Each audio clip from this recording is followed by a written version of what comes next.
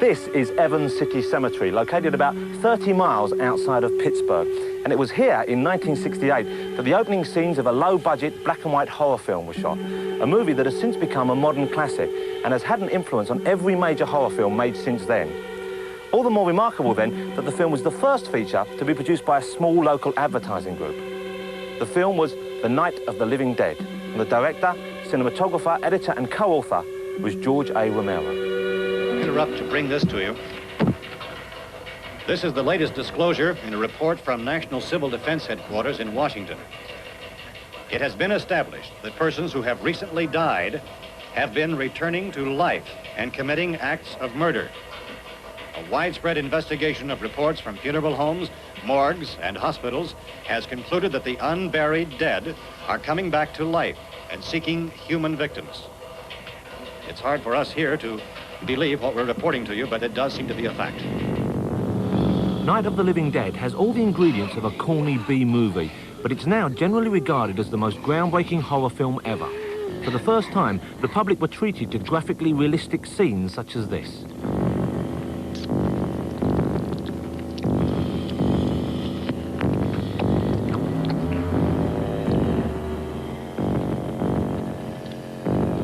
There was no MPAA at that point. There was no ratings board at that point. So there was no panel of experts that were issuing dictates or reviewing films and saying, well, you can leave this in, but you have to take that out. But there was this unwritten law which came from, over the course of years, you had to sort of stand back and be polite and just show the shadow and not show the knife entering flesh. And I just didn't see. I didn't know why. And, I guess from having been weaned on EC comic books and things like that, I just said, well, why can't we do that? And why hasn't anyone done it? I didn't think so much that we were breaking down barriers as probably my first thought was, well, why didn't anyone ever do it this way?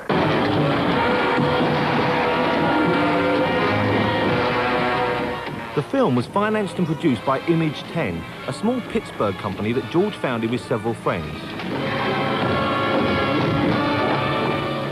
Their only previous experience had been local television commercials like this one. For a natural man, and I take my pleasure, natural as I can. Well, there ain't no pleasure like a natural brew.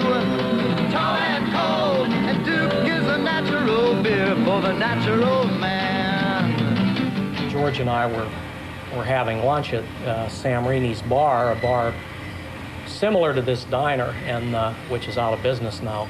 And we were kind of discouraged about doing commercials and the fickleness of the clients. And I said, what if we got 10 of us together, just 10 friends and the people that we work with every day, and everybody kicked in $600, and we'd have $6,000. Could we do any kind of black and white movie on that?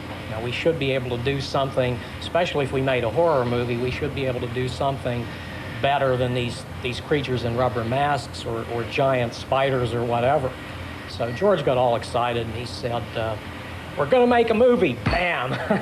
He hit the tabletop and all the bottles and the ashtrays jumped and all the patrons stared at us, and that was it. We were gonna make a movie. We did. We put together $6,000 and got started.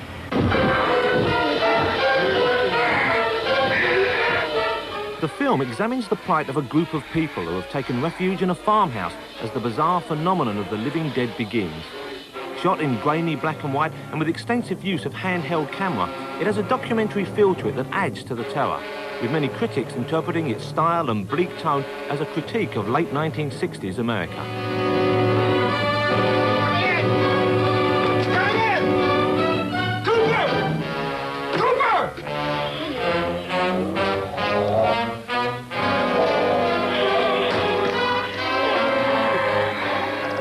tone of the piece, I think it just came from the anger of the times.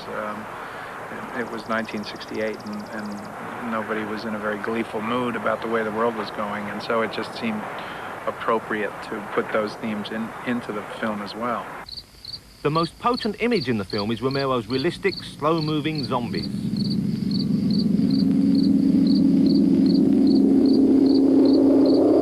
The zombies were all friends of ours and people from, we had a film company, myself and some of the other guys that were involved had a film company. We were doing commercials and industrial films here in town.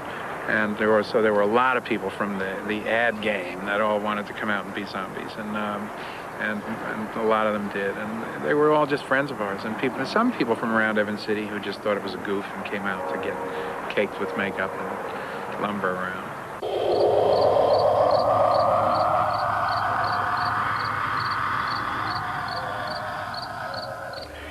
I played Helen Cooper, the lady in the basement, and also a ghoul, one of the ghouls who eats the insect on the tree. We were short of ghouls that day.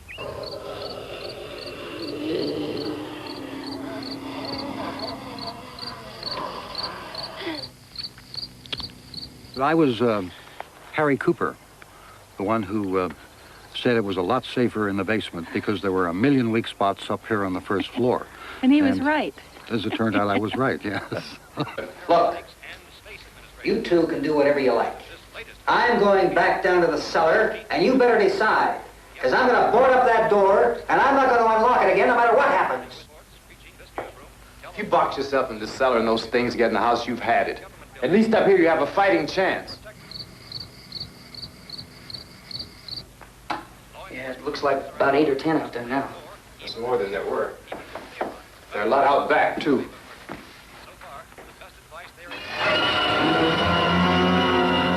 Night of the Living Dead premiered here in Pittsburgh on October the 2nd, 1968. And from day one, it was met with outrage and controversy.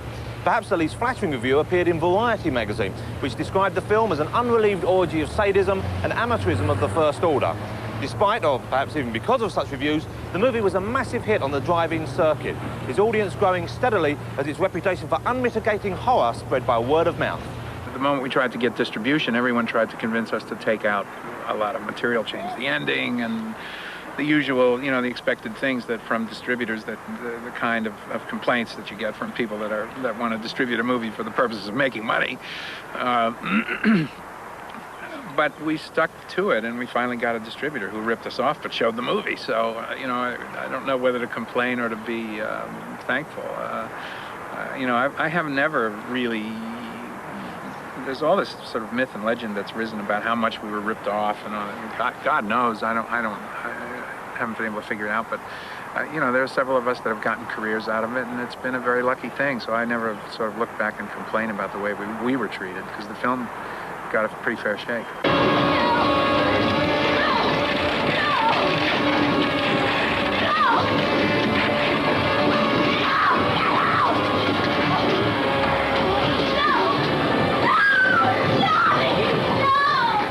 Probably the most groundbreaking and influential aspect of the movie is its ironic and unhappy ending. Everyone dies. I asked Romero how he felt today about the new realism he brought to screen violence.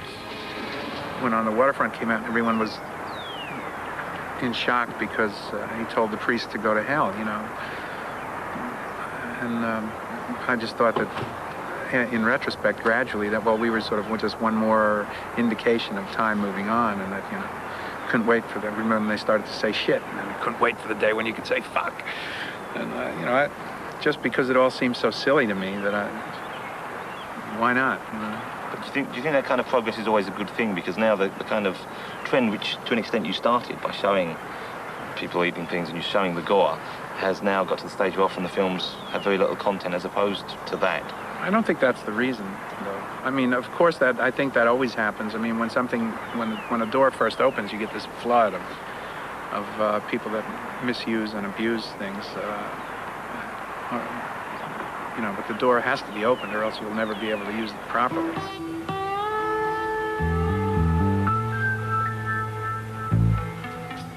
Romero followed Night of the Living Dead with 3 films. There's Always Vanilla, Jack's Wife and The Crazies, all of which were flops at the box office. So to help pay back the debt he now found himself in, Romero directed a series of sports documentaries for television while he developed the right project with which to return to the big screen, set, as always, in one of the suburbs of Pittsburgh. This is the small town of Braddock, Pennsylvania, where the once thriving steel mills that provided employment for most of the population are now shut down. It's almost as if the life has been sucked out of the local community, which made it an especially appropriate location for Romero's next foray into the world of low-budget horror.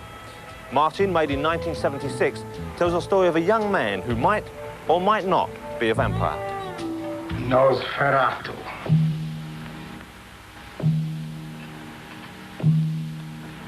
Nosferatu. Reside ergo in nomine Patris et Filii et Spiritu et Sancti. Vampire. First, I will save your soul. Then, I will destroy you. Tony Buba, whose house this belongs to, and his family, his grandmother lives in this house, and we shot a great portion of Martin here in this house. And we were in the third floor attic where Martin slept. And she was quite concerned that we had a fondness for one another. And she was quite concerned and wasn't at all too sure exactly what they were doing to me up there. And she had good reason to be worried, as Martin marked the first collaboration between Romero and the most sought-after special effects man in the business, fellow Pittsburghian Tom Savini. This guy started out as a normal person. He reaches up and through some mystical Egyptian curse, he melts down. We had smoke and bubbles coming out, and his eyes exploded, and he screams in pain. The real actor was below with his real hands doing all this when he fell apart, you know. This is what's left of him, and he has all this congealed blood, so he's a little sticky right now. Where do you keep these things? Do you have any of this stuff at home? Oh, these are all in my bedroom, yeah. My daughter plays with Lizzie. My daughter's about as tall as Lizzie, and she plays with her occasionally. What does your wife think about all this? You know, my wife is not impressed.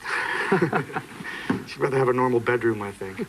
That first read you get on him is absolutely true. I mean, he's so energetic and so responsive and so in love with the work that it's very hard to deny Tom, you know. And we found that we could work together comfortably and really truly collaborate. And I haven't made a film without Tom on the set now since then, in one capacity or another. Martin was the first time I had to think of how to fool people into believing what they were actually seeing was happening. The stake in the neck, George said, well, look, we'll just go to a slaughterhouse and get a sheep or a lamb or something and do a close-up of the stake going in there. And I remember saying, no, we can do it so you actually see the guy's face and the stake going in his neck. He says, well, how? I says, I don't know, we'll figure it out. And that's what I mean. That was the first time I had to think of the illusion of special makeup effects. You weren't supposed to be there. You weren't supposed to be there. You weren't supposed to be there.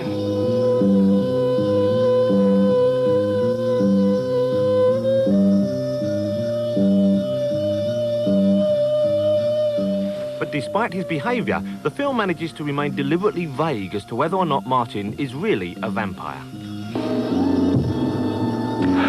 That's always been left a little ambiguous. I think it's kind of interesting for people to see it and maybe make a choice for themselves. He was certainly psychologically disturbed. But I don't know whether I want to make a statement as to whether he is or isn't. I think it's better left up in the air. I warned you, Martin.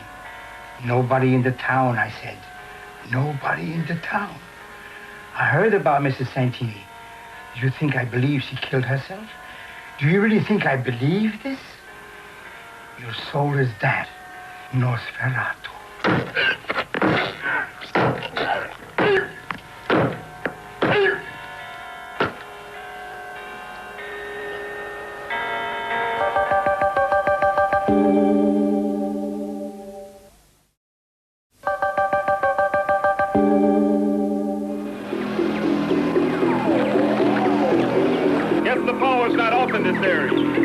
clear. What are they doing? Why do they come here? Some kind of instinct, memory, what they used to do. This was an important place in their lives.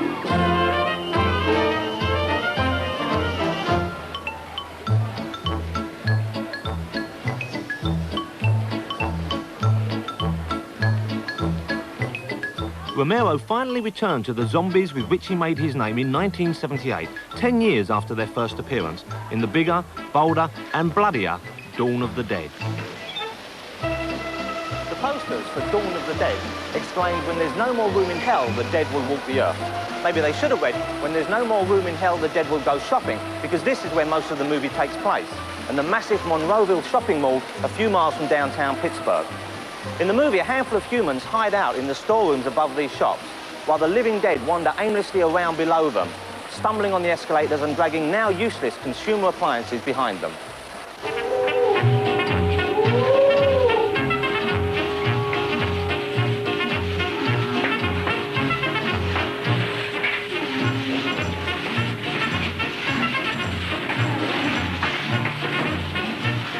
Shooting in the mall was hell. I mean, we couldn't get in there until all the shops were closed, which not only closed, but cleaned up, and so that meant 10 or 11 at night. And then there was a tavern and a restaurant and a sort of a disco, a little disco that was open until I think 2 in the morning, the last place, and we couldn't shoot sound until after that. For some reason, some society of senior citizens would show up at the mall at like 6 o'clock in the morning for exercise. They would just walk around the mall. So there was this one corner where about 35 senior citizens were walking toward the corner, and about 300 hideous zombies, and they met. See? There were no fatalities, fortunately. It's in Dawn of the Dead that the team of Savini and Romero really came into their own. Although it's more of an action-adventure shocker than straightforward horror film, Romero takes the story of the zombies one logical step further. As society slowly collapses, 4 of the few surviving humans seek refuge in this vast mall, constantly on guard against the hordes of living dead just waiting for a chance to eat them. Most of them were assembly line zombies. We would make generic appliances, small, medium, and large, and if you fit that particular size, that's the zombie that you would be. These creatures cannot be considered human. They prey on humans. They do not prey on each other. That's the difference. They attack and they feed only on warm human flesh. Intelligence, seemingly little or no reasoning power, but basic skills remain are more remembered behaviors from normal life.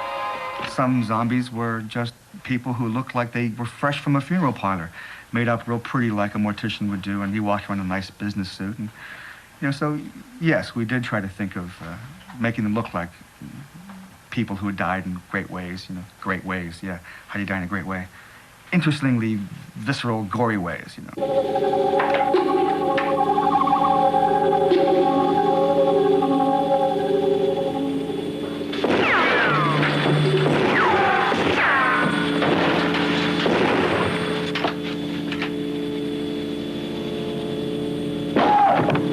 I'm writing a script, I'll talk to Tom and I'll say, hey, have you dreamed up anything in the last few weeks that you really want to try? And I'll write it in. That kind of stuff, We just have this sort of giggly time dreaming stuff up together. A person listening to our conversations, it would have been incredible, But for us, it's something that we do every day. I mean, I look around you, there are severed heads, there's people with their faces melted off, and for us, it's an art. It's there's a lot of sculpture involved. Most people, when they see the film, they just see gore. They just click into the gore, and they don't realize how much sculpture and mechanics, photography and mechanisms and chemistry goes into it.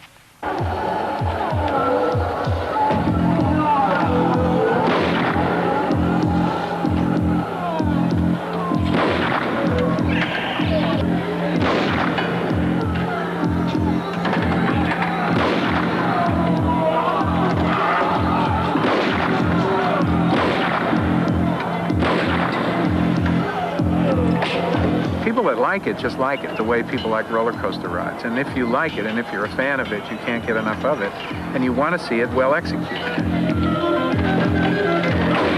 And Tom is one of those guys that is executing it well. And so I think that's why people are, you know, in love with the films. I mean, he has his own fans that will go see a Tom Savini film, you know, not caring about who the director is, or who the writer is, or who any of the other people are. And you know, that's the group. I haven't examined it to find out whether there's a real sociological reason, but I've always just sort of thought of it something that's sort of come up with rock and roll and with punk and with this attitude of let's, you know, sort of fart on the establishment or something, and it's always been part of that subculture. I guess I don't think of it quite as irreverently as some of those things. But to me, it's part of, it's grand guignol. You know, there's always been a part of some people's minds, I think, that are sort of tuned into it. You know. Roger!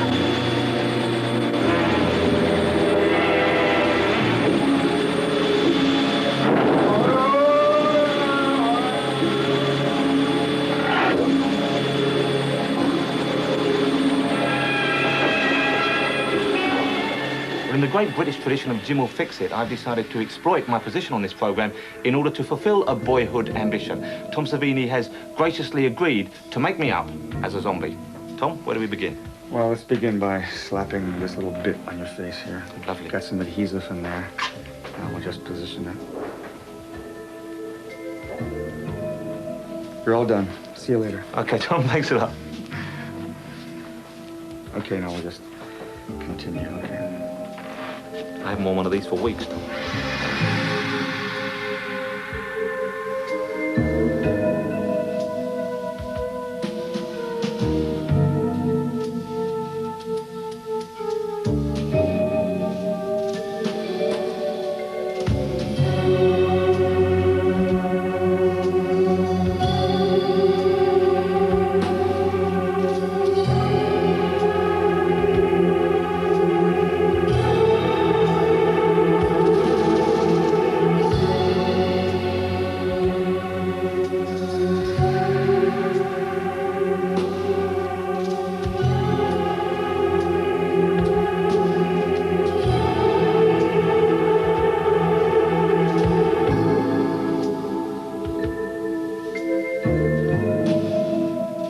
The whole process was neither as painful nor time-consuming as I'd expected, taking only about 20 minutes. And there you have it, a remarkable improvement, even if I do say so myself.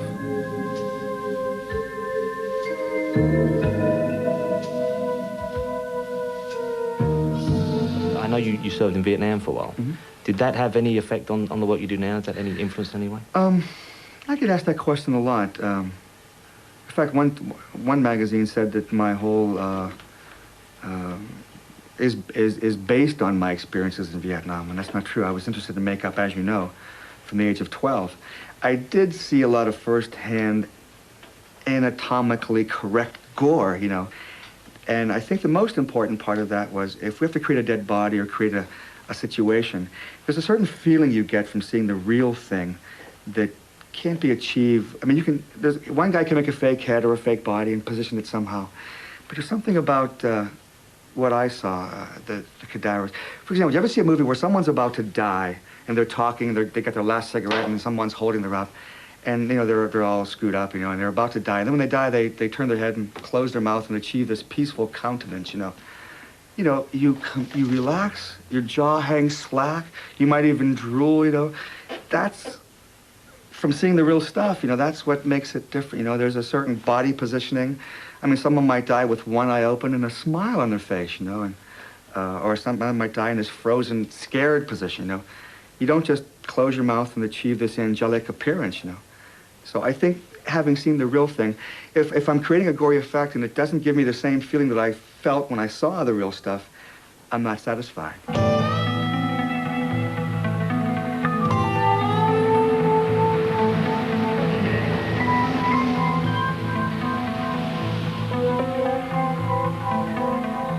Throughout his career, Romero has worked almost exclusively here in Pittsburgh, and like all regional filmmakers, his chosen town has heavily influenced his work.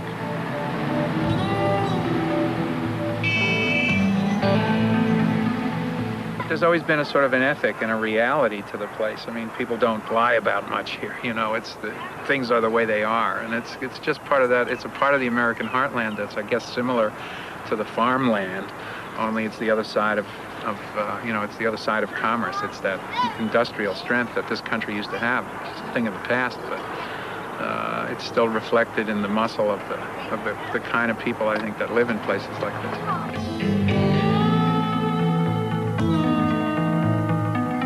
The final film in the Dead trilogy was initially intended to be an epic. It was going to be the Gone with the Wind of zombie films. George wanted to take the story of the undead about as far as he possibly could. But to raise the money needed to make a film of that scope, he would have had to cut back on the gore and violence, something he wasn't prepared to do. Instead, he pared down the script and made a much smaller, more economical film. But even so, to my mind, The Day of the Dead is still the most gruesome, visceral and intense of all three films.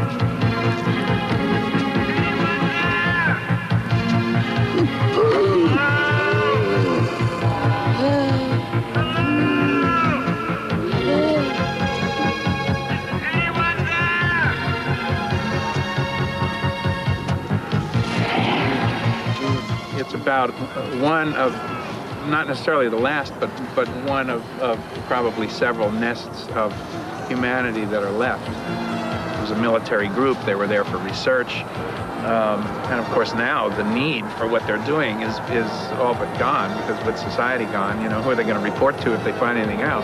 And all of a sudden when that structure is gone, they don't quite know how to behave, or they cling to old behaviors, and no one talks to each other and nobody communicates. And there's this sort of tragedy about the lack of human communication causing chaos and causing a collapse of even this small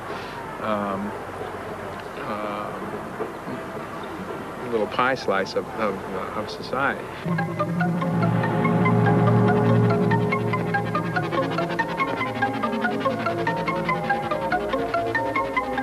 George's films always avoid these stereotypes and cliches of Hollywood.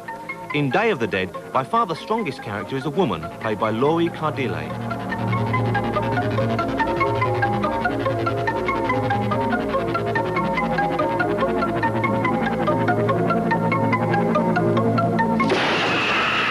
He could have made me this sexy little twit, bouncing around with a gun and, you know, much more the sexual element. And but he made her intelligent and strong, and in fact, whenever I would try to make her a little more emotional, he would just not allow me to do that. What happened to this one? It was too unruly. I couldn't handle it. I had to destroy it. We can still get information from it. Dr. Logan, we are losing the cooperation of the men. I'm not even sure they'll go off top when we run out of the specimens we already have. I'm not sure they won't just try to shut us down completely. Well, I'll show them results. I'll show them results. I'll show them that these creatures can be domesticated even without the surgery. Knowing what they are, we can begin to approach them properly, condition them, control them. We've got to do this, sir. It's our only hope.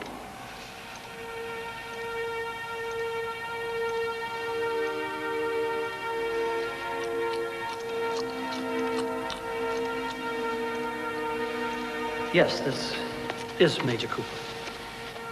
Jesus God, Logan. Do you know what they'll do to you if they find out about this? Do you know what they'll do to all of us? They'll never find out. He can't be recognized. With a couple of exceptions, the zombies are more likable than most of the humans, most of the living humans in In Day of the Dead, yeah. There's not too many people in Day of the Dead that you can that you'd want to bring home. But well, I've always had a soft spot in my heart for the zombies. I mean, they really don't do anything intentionally wrong. In fact, the friendliest character in Day of the Dead is a zombie, the almost lovable Bub.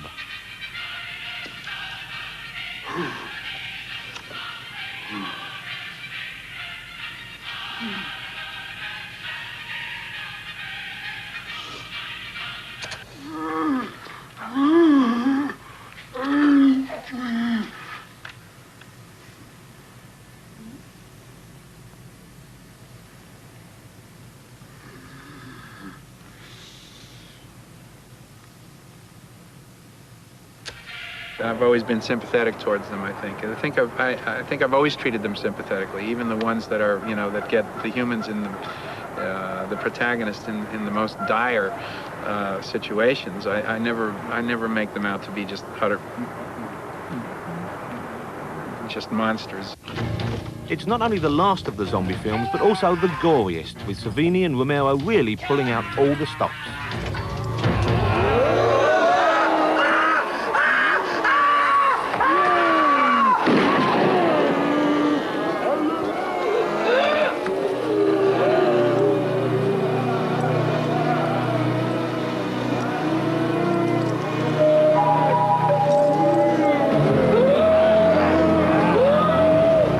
Day of the Dead, we tore a guy in half and we filled his fake body with intestines and chicken parts and things like that, and he was trapped underneath the floor so that we could attach this body to him.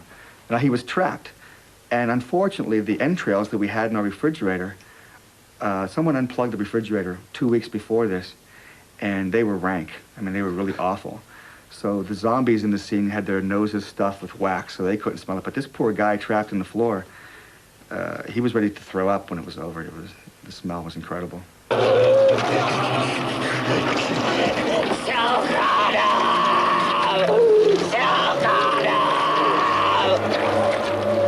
will this be the last George Romero zombie picture, or can zombie fans look forward to more after this one? I don't know. As I say, I have an idea now, which I'd really love to do. If I can work out the sort of legal way to do it, I'll probably do it. I'd love to do it. I'd love to, you know, I'd love to do another zombie picture. So you're not sick of zombies yet? No, I'm not. I'll never get sick of the zombies. I just get sick of producers.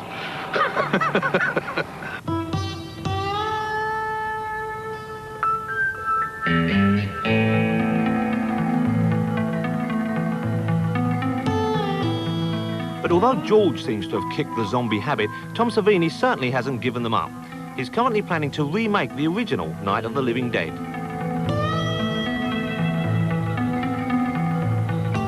The original film is over in about 50 minutes, and then it continues on. So the remake will be a remake and plus a little bit of a sequel, you know, to the original film. It'll be in color, of course. We have to invent a new way to portray the zombies. In Night of the Living Dead, it's the birth of the dead, birth of the zombies, so they're not quite as elaborate and far gone as, say, Day of the Dead. So, I mean, there's a whole lot of things we have to work out for that film, but I think it'll be a ballsy, exciting remake.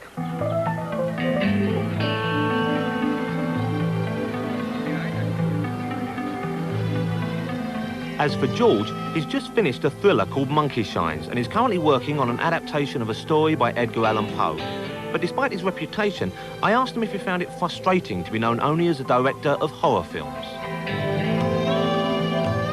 I wish that people wouldn't use pigeonholes, but they do, and so it's sometimes disturbing to me when there's something, particularly when there's something that I really like, or a script that I really like, or a novel that I really like, and try to go after.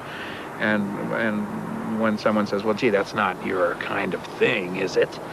You know, I don't know. When you want to do something like make movies, you just want to make movies. You know, you don't grow up saying, gee, I want to make war movies, or I want to make jungle movies, or, you know, I just want to make movies.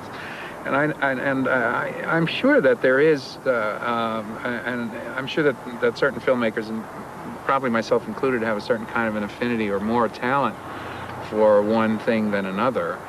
But it's disturbing that you don't, because it's such an expensive medium, you just don't get a chance to try your hand at things. And so that's bothersome. On the other hand, it's given me a great career and a comfortable life and everything else, and so I can't really complain about it in that sense. And I do love it. I love the genre, so I don't, you know, it's cool.